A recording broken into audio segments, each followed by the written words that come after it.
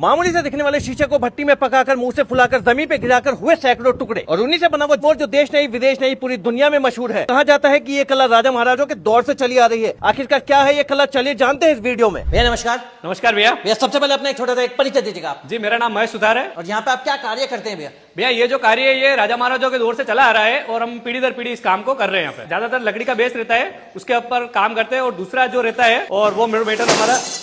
ये क्या हुआ भैया? ये कुछ नहीं हुआ, ये गिर के सारा ठीकरी हो गया है। दूसरा जो मटेरियल की बात कर रहा था वो यही है, ये ग्लास है और ये टूटने के बाद ठीकरी हो जाता है। फिर तो हम देखना चाहेंगे कि ये किस तरह से इसमें कार्य होगा। वो ब्लैंक पेपर होता है, उसके ऊपर अपन ड्राइंग बनाते हैं और ड्राइंग जो रहती है वो डिमांड के अनुसार होती है। और ड्राइंग बनने के बाद क्या होता है सर कि हम आपको ये पीवीसी पेपर होता है और इसके ऊपर हम फरमा बना के और उसकी कटिंग करते हैं सर। और कटिंग करने के बाद हमारा दूसरा प्रोसेस होता है, पीवीसी पेपर से इस पे मार्किंग करते हैं। ये देखो मार्किंग कुछ इस तरह से दिखती है। फिर उसके बाद क्या होता है, ये ग्लास कटर है। अगर मैं कटर की बात करूं सर, इसके आगे एक छोटा सा डायमंड लगा हुआ और डायमंड से ये उसी को काटता है। ये कटिंग जो होने के बाद कुछ इस तरीके से दिखेगी सर। ये वो अब इस पे अपन चिपकाएंगे पेपर पे जो ड्राइंग करी हुई थी। और अगर चिपकाने का प्रोसेस करें तो सर इसमें ये ग्लू होता है, इस ग्लू से पहले इस तरह से सारा अप्लाई करके सारा उल्टा चिपकाया जाता है सर पहले इसको। अब सेकंड प्रोसेस में क्या रहता है कि पेपर पे ड्राइंग बनती है वुड मॉडल के हिसाब से। ड्राइंग बना के कटिंग करी है, कटिंग करने के बाद अपन ने इसकी लकड़ी की कटिंग करके और इसको चिपकाया अलग अलग पार्ट में। ये पार्ट देखोगे आप अलग है, पहाड़ अलग है, मोर अलग है, पीछे का ये अलग है, पूरा एक फ्रेम बन के और ये पूरा 3D में कंप्लीट होता है। और ये पेस्ट लगा दिया मैंने यहाँ पे पेपर पे जो उल्टा है, इसको मैं इस तरीके से रखूंगा, इसको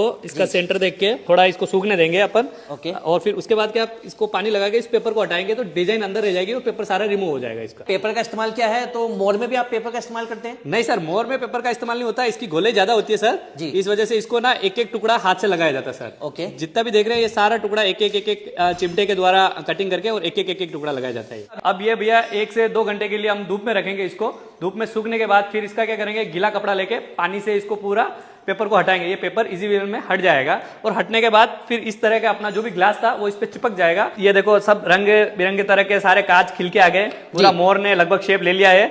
और अभी ये जहाँ पे कर्व है वहां पे ये एक एक अपने हाथ से काट के ऐसे ये टुकड़े लगाएंगे ये सारे। बाहर की साइड की फ्रेम की बात करें तो ये भी आपने हाथों से लगाए जो रंग बिरंगे ग्लास है? जी सर। सर ठीकरी की बहुत बड़ी खासियत ये होती है, जब सूरज अपना ढलता है ना तो उसका जो कलर आता है गोल्ड कलर, वो इस पे जब पड़ता है तो वो एकदम गोल्ड दिखता है जी। और इसको अपन थोड़ा सा अगर मूव करते हैं और सोलर लाइट की तरफ लेते हैं तो ये चांदी की तरह चमकता है। जो भी कलर की लाइट इस पे डलेगी या पड़ेगी तो ये उस कलर का हो जाएगा और जितने पीसेस है उन सारे पीसेस में वो कलर दिखेगी। अगर 1 लाख पीस है तो 1 लाख पीस में वो अलग अलग इमेज बनाएगा और वो लाइट दिखेगी। और इस तरह से पूरी सुंदर एक देखो आपके सामने पिकॉक दिख रहा है ना, इसी तरह का वो सारा अपने सामने आ जाएगा। कौन कौन से कलर के आपने ग्लास लगाए? देखो सर, इसमें ठीकरी ग्लास लगा हुआ है, इसमें बेल्जियम ग्लास लगा हुआ है, कहीं कहीं पे थोड़ी बहुत पेंटिंग की भी ऐड कर रखी है हमने। पूरा फ्रेम बन के आपके सामने कंप्लीट है। आप हाथ फेर के देखिए, किधर भी हाथ फेरिए आप, पूरा ये एकदम सरफेस बिल्कुल